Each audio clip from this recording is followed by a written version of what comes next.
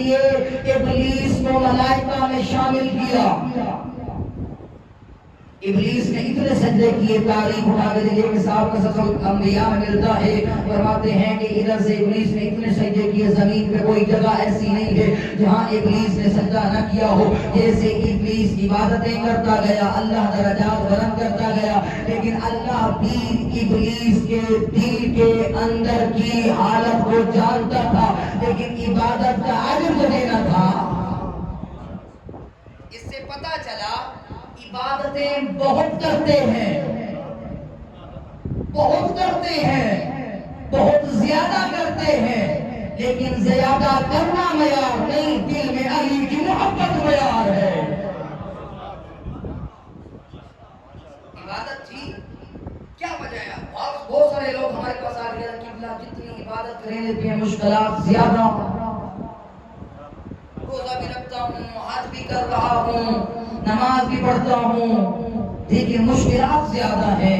بابا علی والوں کے لیے مشکلات بڑی دنیا کے لیے ہے، لیکن جب تو قبر میں اترے گا تو ابھی قبر میں نہ اترے گا، علی تیرا انتظار کر رہے ہوں گے. آج تو دنیا میں تو مشکلات برداشت کرتا رہا، لیکن مشکلات کو حل کرنے والا مشکل کشا علی تیرا انتظار کرتا رہا.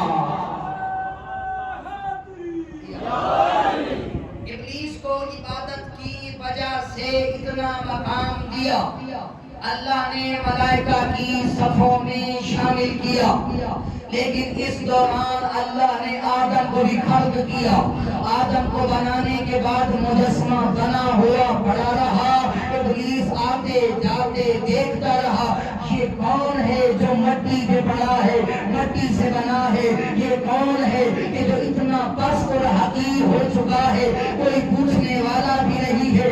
خالق بھی ابلیس کو اسی راستوں سے گزارتا رہا، وہ دیکھ کے دل میں تکبر کرتا رہا، میریاں عبادتاں اتنیاں زیادہ. کوئی بات سمجھ آ رہی ہے؟ ابلیس دیکھتا رہا، آدم کا مجسمہ پڑا رہا.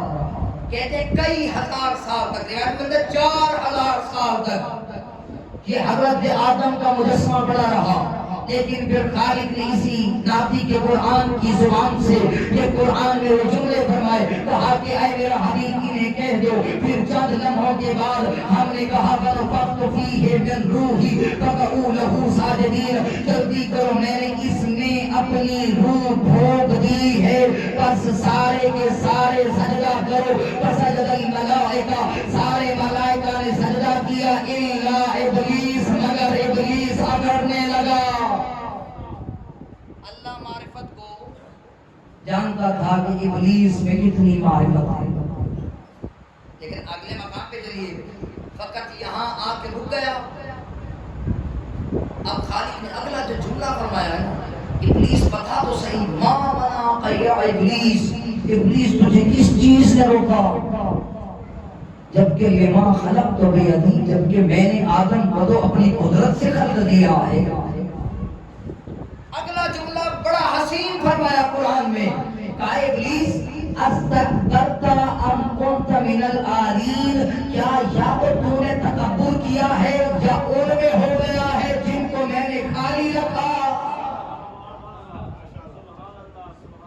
اس کا مطلب یہ ہوا کہ دو پہلو تھے، ایک ہے تکبر، دوسرا ہے عالین.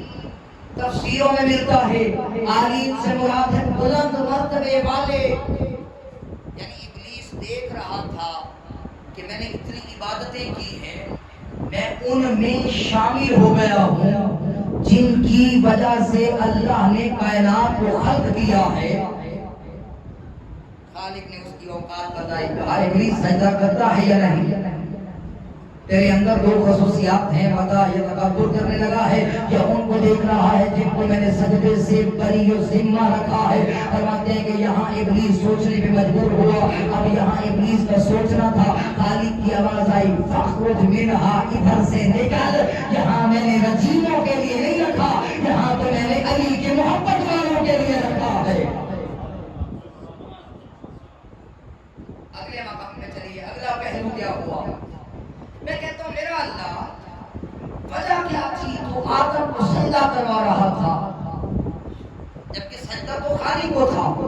خالق کی آواز آئی، اے بندہ خدا، او میرے بندے بتا تو صحیح، کیا تو حاکم ہے یا میں؟ مجھے معلوم ہے کس کو کیسی معرفت سے نکالنا ہے۔ تو یہاں پتا چلا ادھر خالق نے ایک تو پتھر کے سامنے جھکنے کا بتایا، دوسرا آدم کے سامنے جھکنے کا بتایا، دونوں میں خالق کی اپنی مرضی شامل تھی۔ لیکن ذرا دیکھ تو صحیح، ایک آدم کے سامنے جھکنے کا کہا، ایک بیت اللہ جیسے پتھر کو اپنا گھر بتا کے وہاں جھکنے کا کہا۔ جو حاجی جاتے ہیں، حج کرتے ہیں، چار پتھروں کی جانب پھرتے ہیں، چکر لگاتے ہیں، ان کا حج قبول ہوتا ہے۔ لیکن ان تین پتھروں میں سے تین کو مارنا پڑتا ہے، ایک کو چوننا پڑتا۔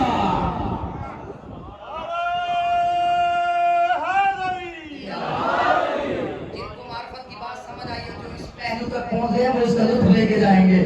خالق میرا اللہ مجھے بتا تو صحیح، حج پہ گیا ہے تو کہتا ہے چار پتھروں کے درمیان حج ہے، لیکن خالق اللہ تین کو تو پتھر لگاتا ہے، ایک کے دو سے دلواتا ہے۔ کوئی موسیٰ کلیم جا کے نہیں لے جا سکتا، تو وہاں دور سے کھڑے ہو کے کہتا ہے السلام علیکہ یا حجر اسود، اور حجر اسود میرا سلام ہو۔ میں کہتا ہوں ان لوگوں کے اعتراض اٹھاؤ جو کہتے ہیں شبیہ کو چومنا بدعت ہے، جو کہتے ہیں کہ زیرِ حسین پہ کھڑے ہو کے کیسے سلام کیا جاتا ہے، اور اس بات کو اپنے پلے بٹھا کے جانا۔ جو لوگ اعتراض کرتے ہیں یہاں سے سلام کا جواب نہیں جاتا۔ میں حج میں گیا، وہاں ایک بندہ خدا کو دیکھا جو دور کھڑے ہو کے سلام کر رہا تھا۔ میں نے کہا وجہ کیا ہے، آپ کیوں اس طرح سلام کر رہے ہیں؟ جبکہ کہا کہ حجر اسود قریب ہے۔ کہا نہیں، بہت رش ہے، جاؤں گا، جان کا خطرہ ہے، جب جان کا خطرہ ہو تو دور سے بھی سلام ہو سکتا ہے۔ میں نے کہا بابا اپنی اس زبان کے الفاظ کو بدلو، جب تم فتوے لگاتے ہو کہ یہاں سے کھڑے ہو کے کیسے سن سکتا ہے، تو یہاں سے کھڑے ہو کے حجر اسود کو سلام دے، وہ تیرا جواب دیتا ہے، کیا حسین نہیں دیتا؟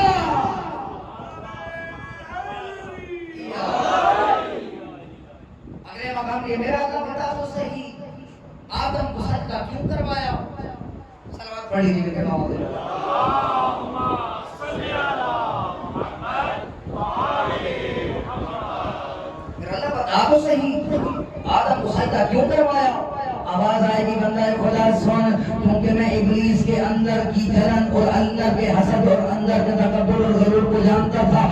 مجھے پتا تھا ابلیس ہے کیا، اس کے اظہار کے لیے سب کے سامنے سجدہ کروانا لازم تھا، کیونکہ ملائکہ جانتے تھے اس نے بھی خالق کا راز پوشیدہ۔ لہذا جو اذہان ابھی یہاں متوجہ نہیں ہے نا، تو میں یہ کہنے پہ مجبور ہوں، میرا رب جس سے بھی اوجے کمال دیتا ہے۔ کمال بلندی کو کہتے ہیں، کمال عروج کو کہتے ہیں۔ میرا رب جسے بھی اوجے کمال دیتا ہے، اسے پتلون کی چوکھٹ پہ ڈال دیتا ہے۔ بس اتنا یاد رکھنا، تم یا علی تو ہو کہ اسم ہے بھی ایسا جو شجرے کھنگال دیتا ہے۔ میرا اللہ اگلے مقام پہ کیا ہوا؟ فرماتے آدم علیہ السلام کو سجدہ تو ہو گیا، لیکن اب شیطان کی شیطانیت ظاہر کہاں ہوئی تھی؟ سوال یہ پیدا ہو گیا، بات سمجھ آ رہی ہے؟ سوال کہاں ہے؟ شیطان کی شیطانیت ظاہر کہاں ہوئی تھی؟ فرماتے ہیں جب جہنم کی آگ تیار ہو گئی، جہنم کی آگ تیار ہو گئی، اب خالق کے پاس سے ملائکہ اٹھے اور آ کے ابلیس کو کہنے لگے، ابلیس اللہ نے تجھے اتنا مرتبہ عطا کیا کہ تو یہاں ہماری صفوں میں شامل ہو گیا ہے، اللہ نے تجھے بڑا مقام عطا کیا ہے، تو ہمارے لیے دعا مانگ، ہمارے لیے دعا مانگ کہ ہم جہنم کی آگ سے بچ جائیں۔ ابلیس نے دعا کی اور کہا میرا اللہ انہیں جہنم سے بچا، اپنے لیے دعا نہیں مانگی۔ خالق کو معلوم پڑ گیا شیطان تیری شیطانیت اگر یہاں ظاہر ہے،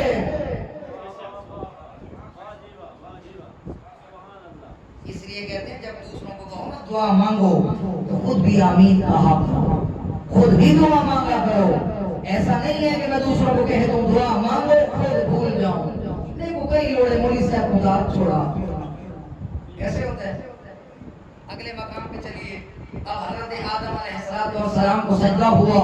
سجدہ ہونے کے بعد حضرت آدم نے جب روح پھونک دی, آدم بھی موجود, ابا بھی موجود. اب آدم نے آنکھ کو کھولا, عرش کی جانب دیکھا. کیا دیکھتا ہے کہ وہاں محمد بھی موجود, علی بھی موجود, حسن بھی موجود, زہرا بھی موجود, حسین بھی موجود. اونچی آواز سے کہتے میرا اللہ, کیا تو میرے تو پہلے بھی کہہ کو بنایا ہی, کیا مجھ سے پہلے بھی کسی کو خلق کیا ہے؟ اب خالق نے کہا آدم اپنی حیثیت بھی یاد رکھ,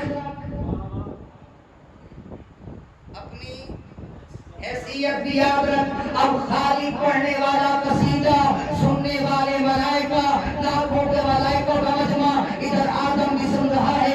جو حدیث قصہ کی تلاوت کرتے ہیں اس میں خالق نے خود قصیدہ پڑھا. کہا آدم سن, ما خلقت السماء مبنیہ ولا ارضا مدحیہ ولا قمرا منیرا ولا شمسا مضیہ ولا فلکا یدور, جو ہاتھ باندھ کے بیٹھے ہیں, ولا فلکا یدور ولا بحر یجری ولا فلکا یسری الا فی محبت هؤلاء الخمسة الذین هم تحت الکساء.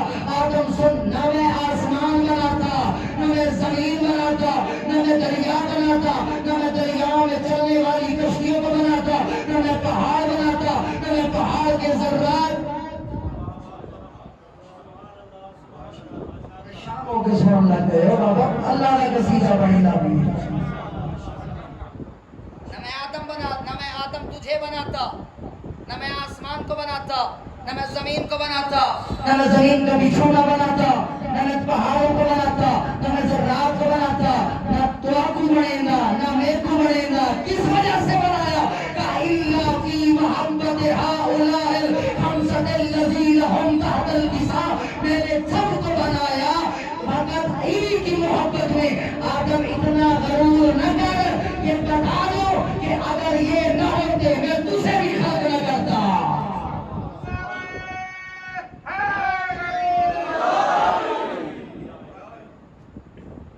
چلیں یہاں میں نے بیان تو اگلی جو ہے مجلس میں کرنا تھا, لیکن آپ کی عقیدت کو دیکھ کے ابھی دل جاتا ہے بیان کر دوں. علی کب سے ہیں؟ سوال ہے. علی اگر آپ کی زبانوں سے یہ محبت علی کا نور نہ نکلا تو میں چھوڑ دوں گا. علی کب سے ہیں؟ اللہ الحمدللہ سینکڑوں کا مجمع ہے تو ہر بندہ بولے گا علی کب سے ہیں.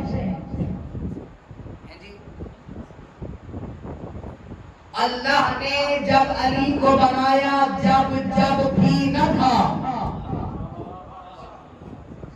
معرفت کا جملہ ہے. مجھے کہتے ہیں سارے پڑھے لکھے لوگ بیٹھے ہیں تو ہر پڑھا لکھا لوگ, ہر پڑھا لکھا بندہ, ہر دل میں محبت علی کا نور رکھنے والا یہ اس بات کو معرفت کی بلندی پہ لے جائے گا. مجھ سے پوچھتے ہیں کہ یہاں بتائیں علی کب سے ہیں. میں کہتا ہوں جب بھی نہ تھا تب بھی علی تھا. جب میں اور آپ بھی نہ تھے تب بھی علی تھا. جب تھا بھی نہ تھا تب بھی علی تھا. یہ میں کہنے پر مجبور ہوں, تاروں نے ابھی آنکھ نہ کھولی تھی علی تھا.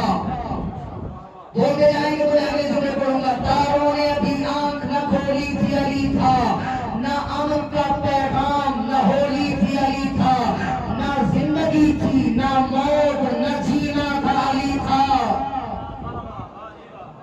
بولنا ہر بندے کو پڑے گا. فرماتے ہیں تاروں نے ابھی آنکھ نہ کھولی تھی علی تھا. نہ امن کا پیغام نہ ہولی تھی علی تھا. نہ زندگی تھی نہ موت نہ جینا تھا علی تھا. نہ لوح قلم نہ وہ اللہ تھا علی تھا. واحد صرف اس ذات اقدس کا تجلی تھا علی تھا. سنع منکر حیدر اس وقت بھی علی تھے جب صرف اللہ تھا, محمد تھے, علی تھا.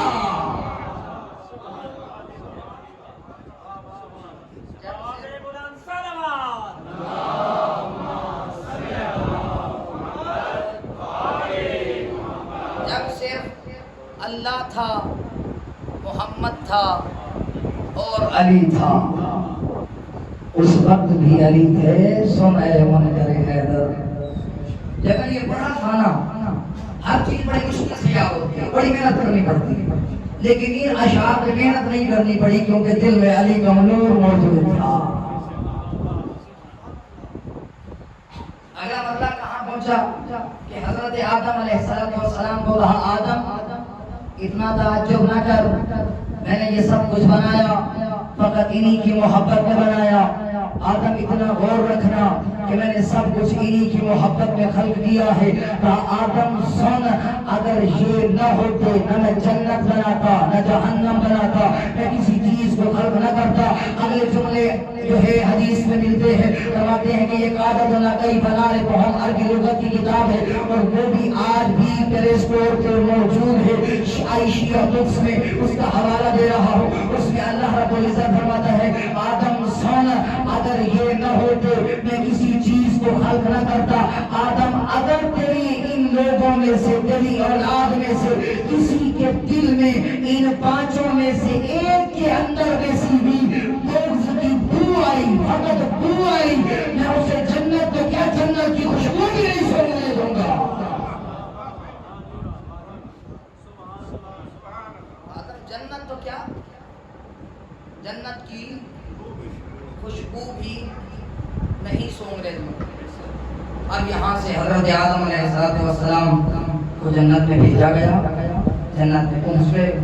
لیکن اللہ رب العزت یہاں فرماتا ہے قرآن مجید میں، ترجمہ عرض کروں گا، وہ یہ کہا آدم سن، سب کچھ کھانا، معاشیتا جو بھی چاہو، رغدن وقلو منہا، اس میں سے جتنا بھی چاہو کھاؤ، لیکن ایک درخت کے قریب نہیں جاؤ.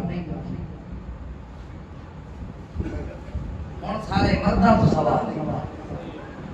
آدم تو مان گئے، شیطان آیا، اس نے آ کے حضرت آدم سے کہا کھا گے نا، کیا تھی ایسی پوری جنت اللہ نے تیری ملکیت ہی دیتی ہے. بات سمجھ آ رہی ہے؟ ایسے تھوڑی تھوڑی سرائکی بول رہا ہوں. کل مجھے کہا گیا ہے کہ اتنا سارے سرائکی بھی نہیں، کہ سارے اردو بھی نہیں، سارے کو سمجھ آنا چاہیے. سوال کر لیجیے کہ تلاوت ہے.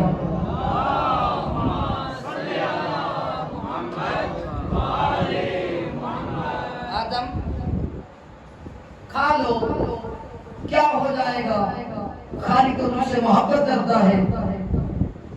یہ انسانیت کی ابتدا ہے. شیطان کبھی سانپ بن کے آتا ہے، کبھی کیا بن کے آتا ہے. جنت میں اس کا داخلہ ابھی تک جاری تھا، ابھی تک جاری تھا. لیکن اگلے مقام پہ جائیے. اب جب دیکھا نا آدم تو پکا ہے، بات سمجھ آ گئی ہوگی جتنے بیٹھے ہیں. آدم تو پکا ہے، آدم نے تو اب آگے پیچھے نہیں ہونا. اب آیا حضرت حوا کے پاس، کہتے کہو نا، اس سے کہو نا کہ وہ دانا کھا لے، حیات جا بدانی مل جائے گی. اب حضرت اما حوا نے کہا آدم کہہ جو رہا ہے شاید ایسا ہو. اس کا مطلب ہے کہ ساریاں گلاں رنہ دیا نہیں بننا چاہیے. صلوات پڑھی تھی کہ بہت سے بنا دو.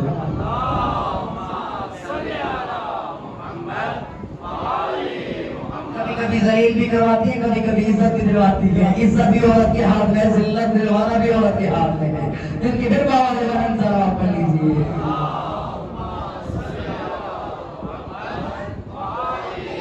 ادھر سے دانا کھانا تھا، اللہ نے کہا اے آدم فخرج، اب تو بھی نکل جاؤ، چلے جاؤ زمین پہ.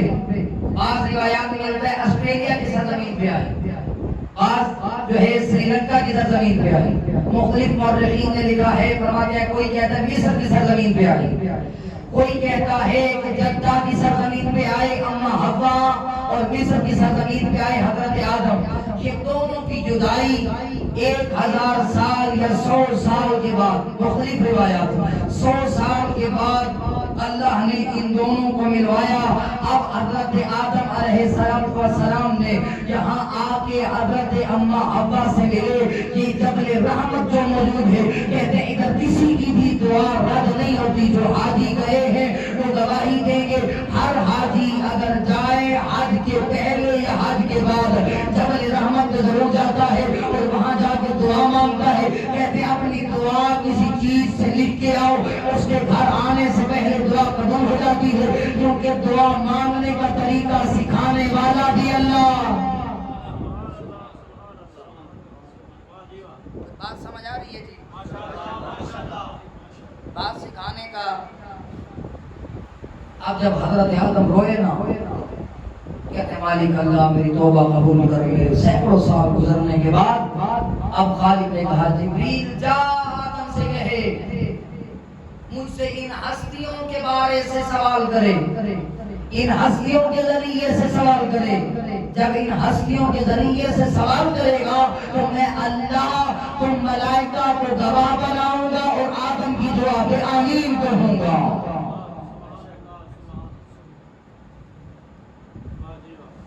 کون سی دعا؟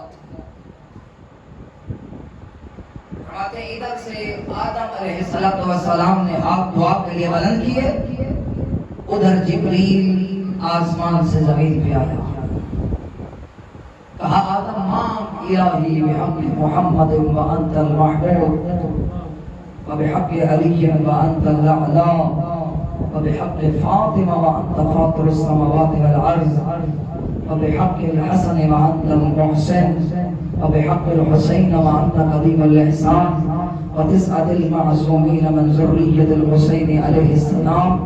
جب حضرت آدم نے ان لفظوں پہ آئے نا، تاریخ گواہ ہے کہ اب آدم علیہ السلام نے یہاں دعا جب مانگی، روایت میں ملتا ہے آدم نے محمد کا نام لیا، پیغمبر اکرم کا نام لیا، جیسے ہی نام لینا تھا کہا میرا دل مطمئن ہوا. کہا جیسے میں نے زہرا کا نام لیا میرے دل کو اور سکون محسوس ہوا. کہا میں نے علی کا نام لیا میرے دل نے اطمینان محسوس کیا. کہا میں نے حسن کا نام لیا میرا دل تھوڑا سا دھڑکنے لگا. لیکن جب حسین کا نام آیا نا، اب آدم بے ساختہ رونے لگے، آنکھوں سے آنسو برسنا شروع ہوئے. یہاں پہلی مجلس تاریخ کی پہلی مجلس پڑھنے والا جبریل اور سننے والا آدم نبی ہے. کہا جبریل بتا تو صحیح کہ حسین کون ہے؟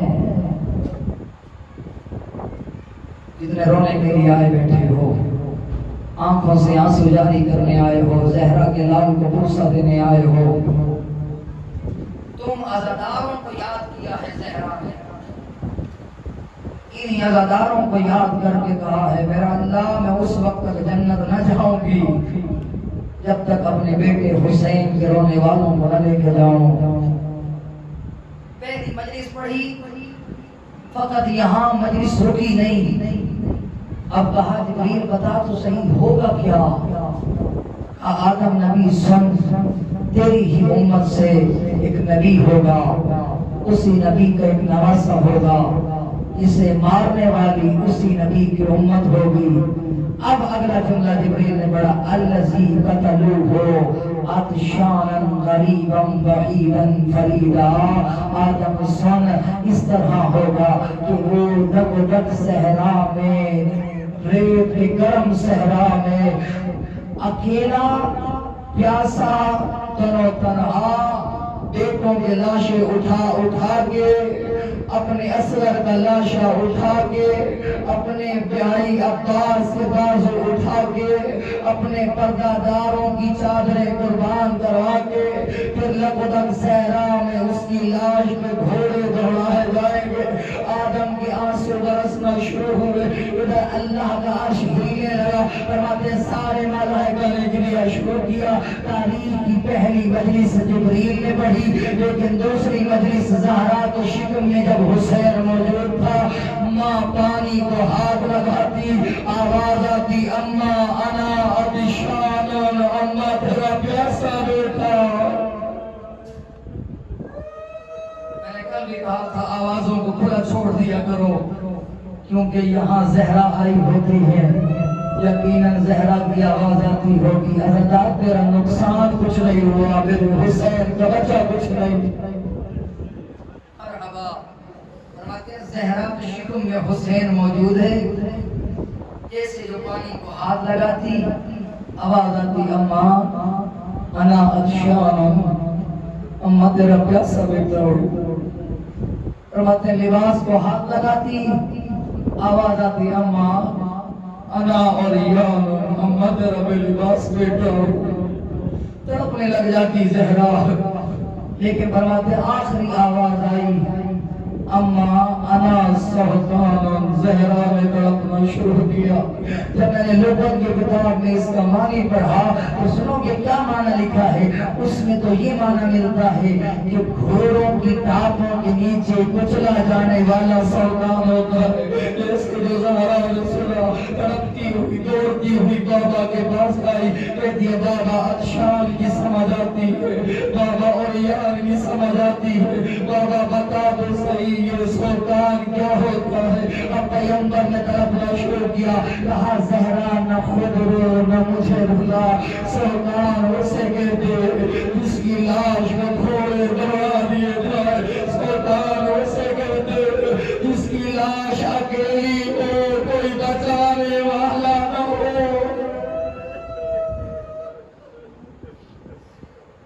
اجرکم اللہ، فقط یہاں مصیبت ختم نہ ہوئی۔ اب زہرا نے سوال کیا بابا میرے بیٹے حسین کو مارے گا کون؟ بابا کیا یہودی ہوں گے؟ آواز آئی نہیں۔ بابا کیا عیسائی ہوں گے؟ آواز آئی نہیں۔ کہا بابا کیا ہندو ہوں گے؟ آواز آئی نہیں۔ کہا بابا پھر بتا میرے بیٹے حسین کو کون مارے گا؟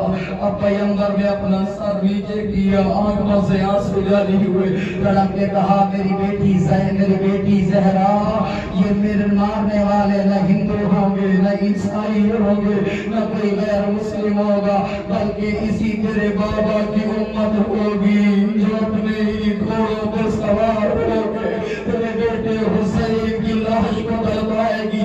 اب زہرا نے تڑپنا شروع کیا، کہا بابا میں خود چلی جاؤں گی، بابا آپ چلے جانا، ان کے سامنے ہاتھ باندھ کے کہنا میرے بیٹے حسین کو نہ مارو، میری زہرا کا لال۔ تڑپ کے کہا زہرا اس وقت میں موجود نہ ہوں گا۔ فرمایا کہ بابا کیا اس وقت میں موجود ہوں گی؟ اگر میں ہوئی تو میں وہاں جا کے اپنی چادر سے کہوں گی او ظالمو حیا کرو، میں محمد کی بیٹی ہوں، تمہارے سامنے منت کر کے کہتی ہوں اسے نہ مارو، وہ میں چکیا بیس کے پالتی رہی۔ آواز دارو کہا زہرا اس وقت تم بھی موجود نہ ہوگی۔ کہا بابا میں اس کے بابا علی کو وصیت کر کے جاؤں گی، تم چلے جانا۔ کہا زہرا علی بھی نہ ہوں گے۔ کہا میں اس کے بھائی کو وصیت کر کے جاؤں گی، کہا اس وقت حسن بھی موجود نہ ہوگا۔ آواز دارو زہرا کے بابا نے تڑپنا شروع کیا، کہا بابا پھر بتا تو صحیح میرے بیٹے حسین کو روئے گا کون؟ اس وقت اللہ کے نبی کی آواز آئی او زہرا تیرے بیٹے حسین کو رونے کے لیے اللہ ایک قوم پیدا کرے گا، اور جس کے جوان تیرے حسین کے جوانوں کو روئیں گے، اور جس کے نادان تیرے حسین کے عسکر پہ روئیں گے، اور جو اپنے پرداداروں کو ساتھ لے کے آگے اور تیری بیٹی زینب کی چادر پہ روئے۔ اجرکم اللہ، آواز دارو ہر ایک آنکھ اشکبار ہو چکی ہے۔ میرا دل چاہتا ہے تاریخ کے پہلے مظلوم کا ذکر ضرور کروں، کیونکہ پہلی مظلومہ کا ذکر تو ہو چکا ہے، لیکن تاریخ کا پہلا مظلوم ہے علی۔ ہر کوئی یہی کہتا ہے حسین غریب ہے، لیکن میں کہتا ہوں نا حسین غریب ہے کجا، لیکن علی بڑا غریب ہے۔ وجہ کیا ہے علماء بیان کرتے ہیں، وجہ یہ ہے کیونکہ علی کو دیکھتے ہوئے زہرا پہ دروازہ بھی گرا، علی دیکھ رہے تھے زہرا کو تماچا بھی لگا، علی دیکھ رہے تھے کہ زہرا کی پسلیاں بھی ٹوٹی گئی۔ حسین کے ہوتے ہوئے کسی بے غیرت کو جرأت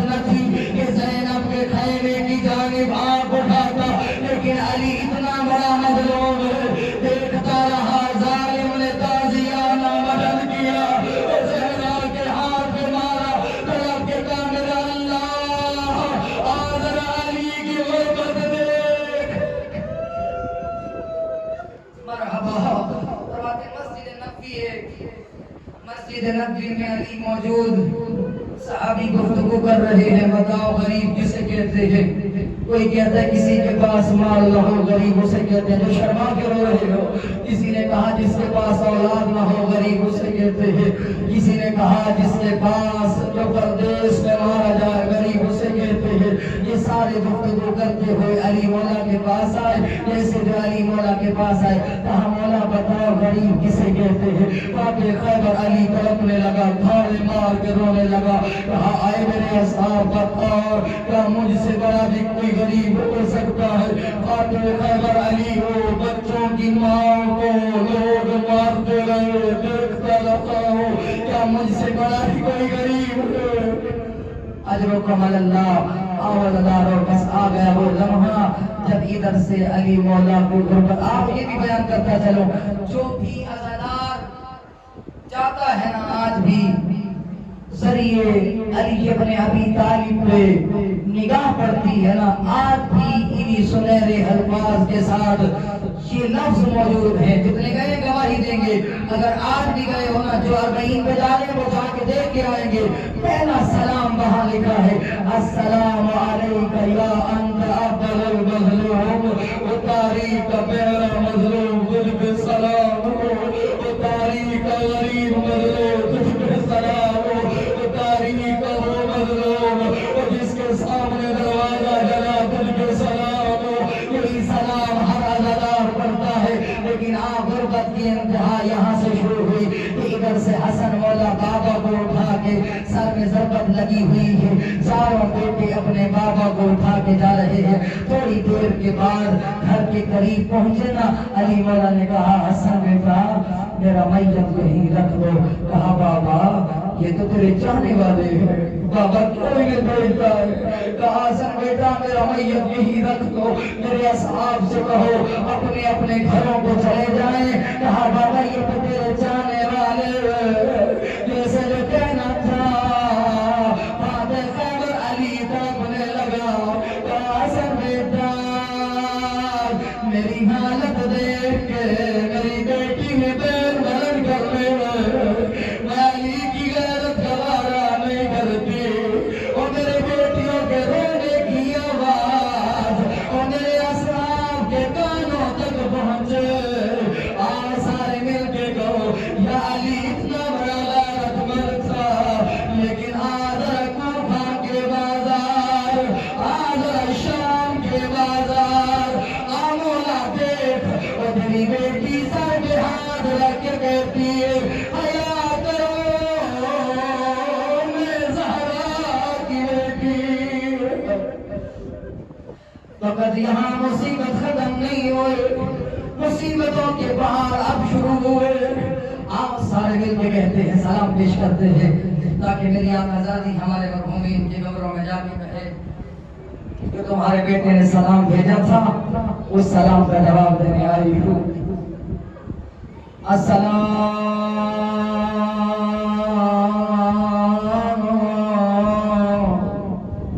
علیک یا امام المظلوم، اے میرا مظلوم امام تجھ پہ سلام ہو۔ آ گیا وہ لمحہ طبیب گھر میں آیا، کہا حسن مولا جتنا بھی ہو سکے اپنے بابا کو گود بلاؤ۔ میرے مولا حسن نے بتایا نہیں، طبیب کا کہنا تھا پورا کوفہ ہاتھوں میں دودھ کے جام لے کے باہر آ گیا۔ ان میں راہ اللہ خمینی لکھتے فرماتے ان میں 2 بچے موجود تھے جنہوں نے اپنی ماں کا دامن پکڑا ہوا تھا، طلب کے ہاتھ باندھ کے کہتے ہیں مولا کسی کا جام قبول کرنا یا نہ کرنا، لیکن میرے بچوں کے انجام کو ضرور قبول کرنا۔ جیسے جو کہنا تھا کہا مولا میرے بچوں کی پوری زندگی کا گزارا اسی دودھ میں، لیکن جب سے سنا ہے تیرے بابا کو دودھ کی ضرورت ہے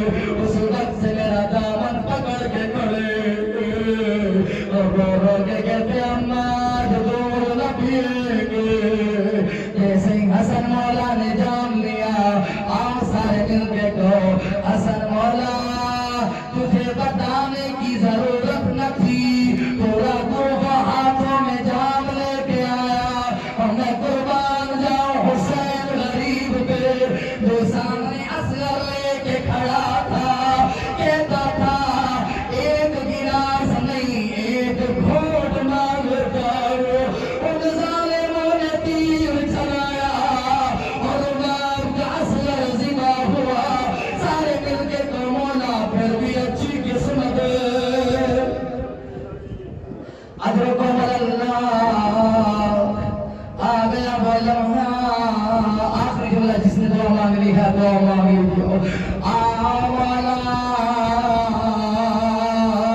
آخری لمحہ قریب آیا پسند زہرا تجھے دعوت دیتے چند عددار پرسہ دینے آئے بیٹھے آج نجف کی سرزمین پہ ہو یا کربلا کی سرزمین پہ ہو تھوڑی دیر کے لیے آ جاؤ اپنے جد علی کا پرسہ لے لو آؤ سارے مل کے کو مولا اس لمحے بڑا عجیب منظر ہوگا جب میرے مولا حسین کو دیکھا اگر رحمت فرماتے ہیں جیسے جو حسین کو دیکھا حسین بابا کو دیکھ کے گریہ کر رہے ہیں آنکھوں سے آنسو جاری ہو رہے ہیں تڑپ کے کہا حسین گریہ نہ کھول حسین رو نہیں حسن کو دیکھا کہا حسن رو نہیں جیسے حسین پہ نگاہ پڑی باتیں خیبر رونے لگا زینب نے کہا بابا ابھی تو حسن و حسین کو روک رہا تھا اب کیوں گریہ کر رہا ہے کہا زینب جب تیرے اوپر نگاہ پڑتی ہے مجھے شام کا بازار یاد آ جاتا ہے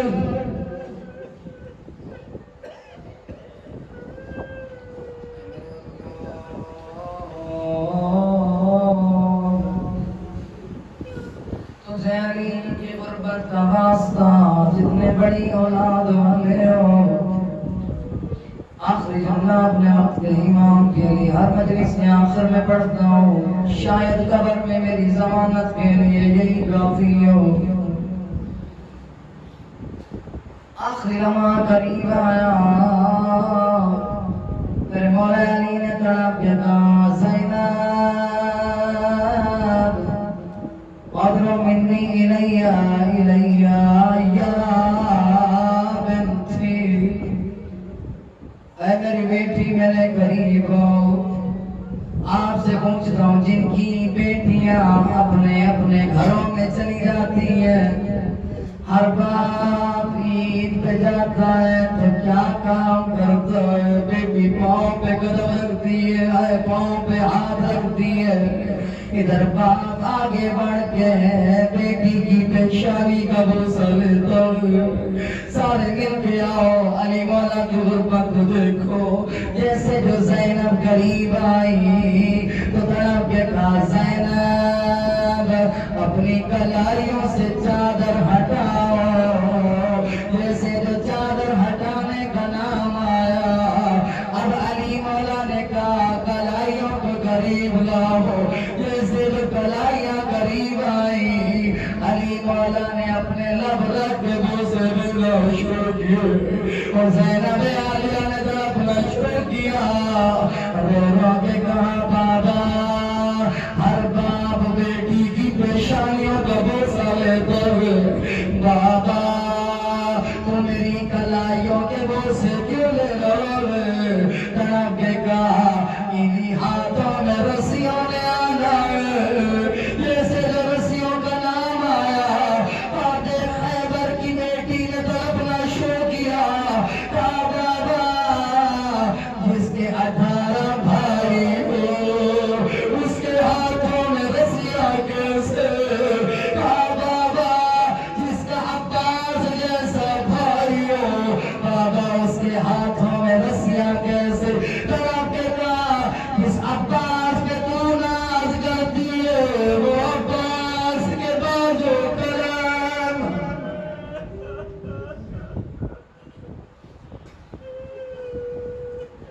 تمام قبولیت کے لیے برابری کے لیے حضرت آدم سے لے کر آج تک جتنے مرحومین مومنین و مومنات اس جہان فانی سے چلے گئے ہیں تمام کی بخشش و مغفرت کے لیے بالخصوص ان کے غلام مرتضیٰ صاحب جتنے مرحومین ہیں ان کی بخشش و مغفرت کے لیے ایک مرتبہ سورہ فاتحہ اور 3 مرتبہ سورہ اخلاص کی تلاوت فرمائیں